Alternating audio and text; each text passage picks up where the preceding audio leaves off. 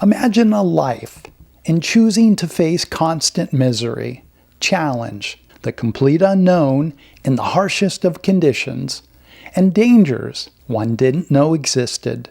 This is the life of those who have done expeditions sponsored by the Royal Geographical Society in the 19th and 20th centuries, which led to many of the greatest discoveries over that era.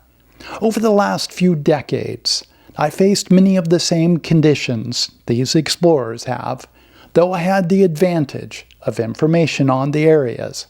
They did not. This episode is a general description on what they go through, how they plan, the mindset they have to have, and how their survival skills need to be their strongest trait. The drive they have is an absolute fascination, an obsession to understand. I will create a short series on their expeditions. They embraced every geographical challenge they could. The vast deserts, with an unforgiving embrace, held a special kind of terror. Here, the explorers faced a relentless, all-consuming thirst and baking heat from the sun, a merciless tyrant in the sky. The endless dunes mocked them, shifting with every wind, promising water that was always just out of reach. Did these sands conceal monstrous sandworms, their legend told by desert nomads, or perhaps crumbling ruins of a civilization swallowed by the unforgiving hold of the desert? The air, thick and humid, clung to the explorer like a shroud, carrying the stench of decay and the musky perfume of exotic blooms. Dense jungles choked the air with humidity. Every rustle in the undergrowth could be a predator, every gnarled root a hidden trap. The explorers hacked their way through, battling not just the wall of vegetation, but the suffocating dread of what might emerge from the emerald gloom. Did these jungles harbor venomous serpents, the size of trees, or perhaps cannibalistic tribes with unfamiliar powers or destructive secrets to warfare? They might possess magic, curses from which the explorer could not recover. Forests dense and primeval held the promise of lurking horrors. Venomous creatures, or perhaps something even more monstrous, stirred within the tangled undergrowth. The fury of storms would unleash torrents of rain that threatened to drown both them and their dreams. The cold, too, could be a merciless foe, numbing frostbitten fingers, limbs, also turning breath to ice in the unforgiving grip of extreme altitudes and latitudes. The explorer's life is one of complete exposure to the elements. Diseases, unseen and unnamed, lurked in the stagnant pools and the clinging mist. Even the very ground beneath their feet could be a treacherous enemy, a hidden sinkhole, or a bed of quicksand waiting to claim them. There were treacherous bogs that threatened to swallow them whole, available foods that may be the most disgusting, rotting with maggots crawling all over them. These explorers would step onto the precipice of the unknown, a world of the raw poetry of wind, water, and untamed wilderness. Beyond the known lands lay a vast, terrifying blankness. Beyond the map's edge lies a howling abyss. Physical and mental exhaustion are forever present, with bones, joints, and muscles constantly sore with crippling pain, dehydration, hypothermia in cold places, and heat exhaustion in hot climates. Infections, open sores common, a constant misery, self-torture, every step a trying decision to live. A voice inside tries to convince one to just lay down, to rest just for a moment. That is the voice of giving up, the voice of death.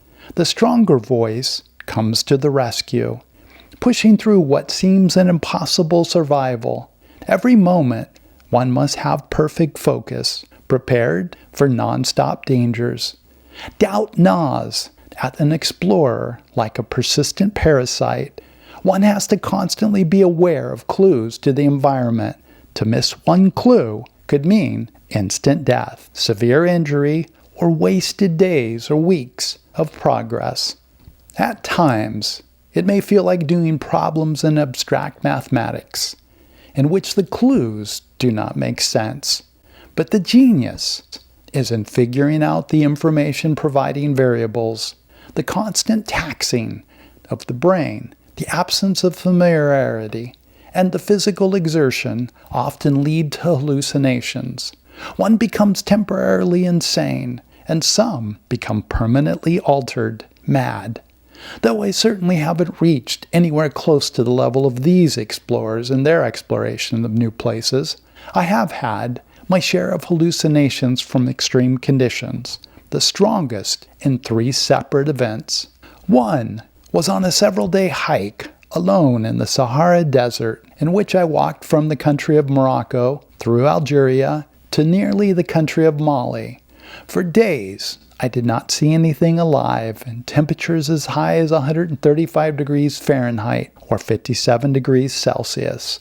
The hallucination left me believing there was no such thing as life, and that the only thing that existed in the universe was my mind. Another time, I was in the high jungle of the Amazon, a place called Lost World. The place felt like a fairy tale land, with my mind at complete peace as psychedelic butterflies flew around. I lost nearly all ambition. The bliss was so strong my urges to eat and hydrate escaped. I would have been content to sit for decades or until life left me. I became one with this place. A third was climbing one day from 10,000 to around 20,000 feet, or 3,000 to 6,000 meters in the Cordillera Blanca Mountains in northern Peru. The upper parts of this I did alone. The rocks were laughing at me.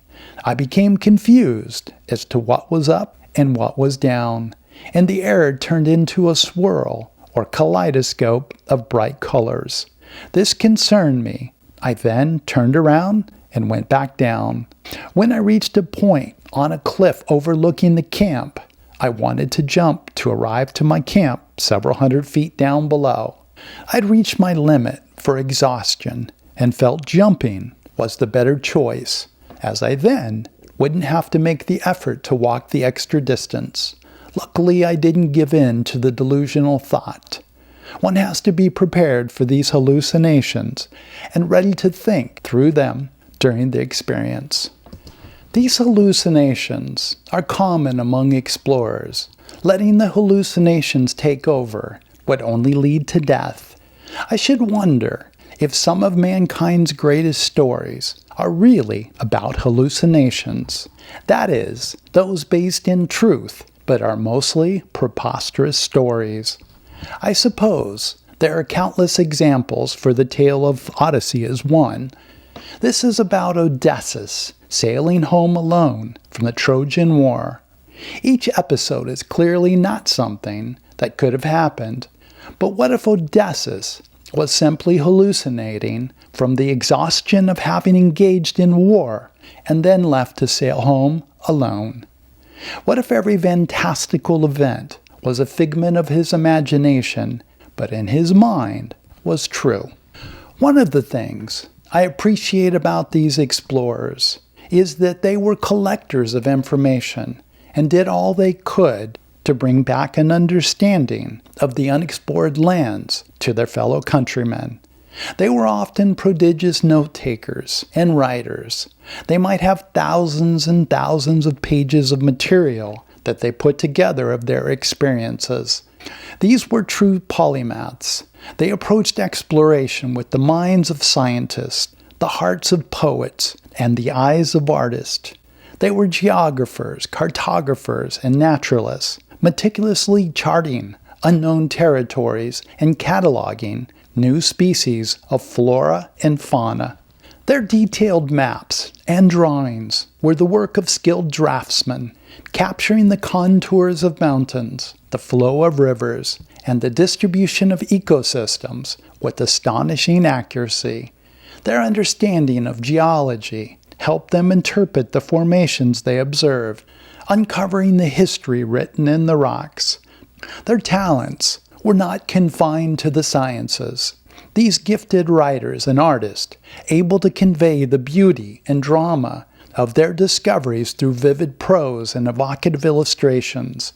Their journals and letters are rich literary works with philosophical reflections that capture the awe and wonder of their experiences.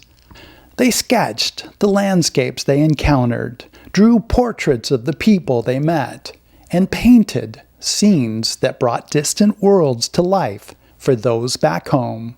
They had to be linguistic experts in trying to understand undiscovered peoples. Knowing their diplomatic abilities would be the difference between life and death. Preparation was a critical component of this. They had to prepare themselves on all fronts, often spending more than a year on this. They would learn all they could about the areas they were going to, or areas that might be similar or close in proximity.